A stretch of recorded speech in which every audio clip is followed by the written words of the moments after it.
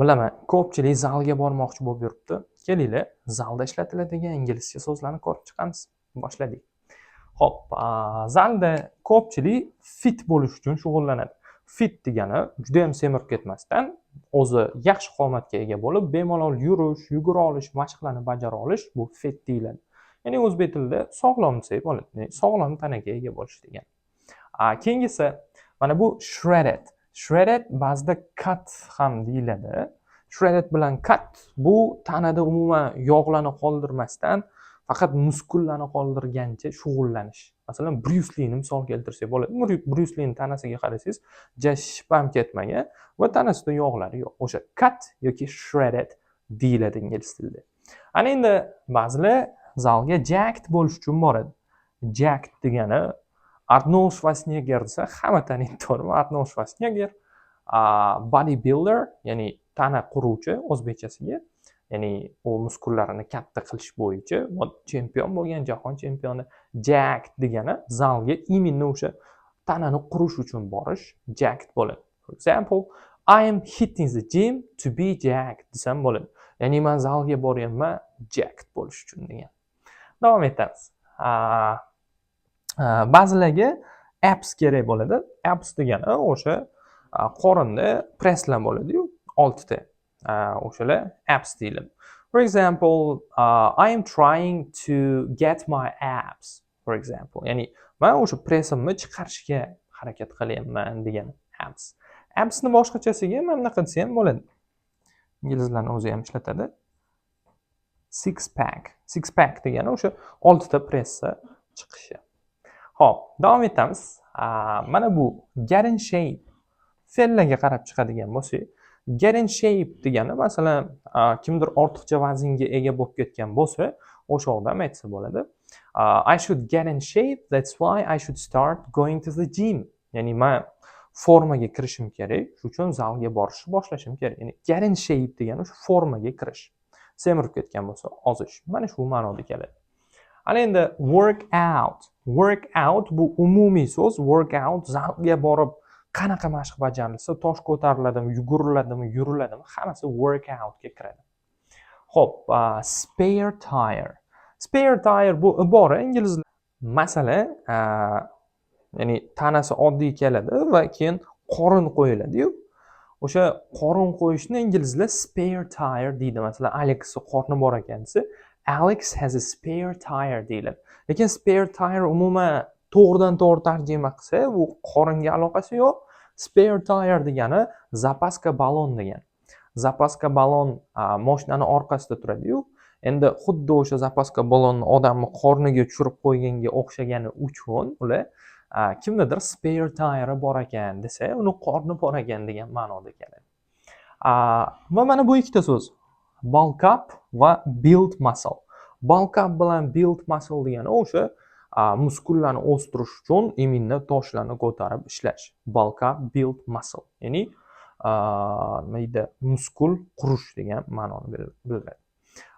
Slim down degani, xo'p, o'sha semizroq, ortiqcha vaznga ega bo'lgan odamni ozish uchun harakat qilishi slim down deyiladi. Chunki slim degani ozg'in degani. Burn fat degani o'sha qorindagi, tanadagi yog'larni yoqmoq. Masalan, yursa, yugursa yoki qanaqadir mashqlar qilsa, demak o'sha odam burn fat qilgan bo'ladi. Ya'ni yog'larini yoqqan bo'ladi. Mana shu. Ana endi zaldagi uskunalar va zaldagi mashqlar bo'yicha gapirsak. Mana bu weights. Mana bu weights do fe'li bilan keladi. Do weights degani o'sha weight o'zi og'irlik-ku. O'sha zaldagi toshlarni ko'tarish do weights ga kiradi. Ana endi kardio. Kardio degani bilasizlar, qon aylanish va nafas olish tizimini yaxshilash uchun qilinadigan mashqlar kardio. U yoki tosh ko'tarish bunga kirmaydi. Muskul qurish ham bunga kirmaydi. Kardio ko'pincha yurish, yugurish, sakrash masalan yoki tortilish, mana shunaqa narsalar kiradi. Va imенно kardio bu umumiy qon aylanish tizimini va nafas olishni yaxshilash mashqlari deyilsa, imенно masalan yurish, yugurish, sakrashlar bular aerobics deyiladi. Aerobics. Ana endi treadmillga e'tibor qarasak, treadmill degani o'sha begovaya дорожка o'zbek tilida nima bo'ladi? Yugurish yo'lagi bo'ladi menda. Xullas, o'sha treadmill, ya'ni apparat ustiga chiqib yurasiz-u, bunday aylanaveradi. Treadmill. Xo'p, keyingisi push-ups va pull-ups ga to'xtaladigan bo'lsak. Push-ups degani mana yerga yotib отжимание qilish. Pull-ups turnikka chiqib tortilish. Pull-ups. Demak, push-ups, pull-ups bo'lar ekan. Barbell. Barbell degani gantella bo'ladi-yu. Gantel va ushlagich joyi qisqaroq, bitta qo'lda ko'tariladigan barbell deyiladi. Ana endi dumbbell ham bor. Dumbbell degani ikkita qo'lda ushlab ko'tariladi-yu, mana ushlagich uzunroq bo'ladigan dumbbell deyiladi. O'sha tepaga ko'taradigan ham dumbbell deyiladi. Keyin mana bunga qaranglar, bench press. Bench press degan mashq bo'ladi. Bench degani skameyka, to'g'rimi? O'sha zalda o'tiradigan skameykalar bo'ladi. O'sha skameykalarga yotib, mana bu dumbbellni, ya'ni uzun shtangani mana bunaqasiga ko'tarib tushirish bor-ku, yotib. Demak, shtangani yotgan holda ko'tarib tushirish bu bench press deyilar ekan. Va mana bu so'zga e'tibor qarating, cables. Cables degani skagalka, ya'ni sakragich bor-ku, o'sha cables deyilar ekan. Ana endi eng muhim joyi, hamma mashqlarni biz sets va reps qilamiz.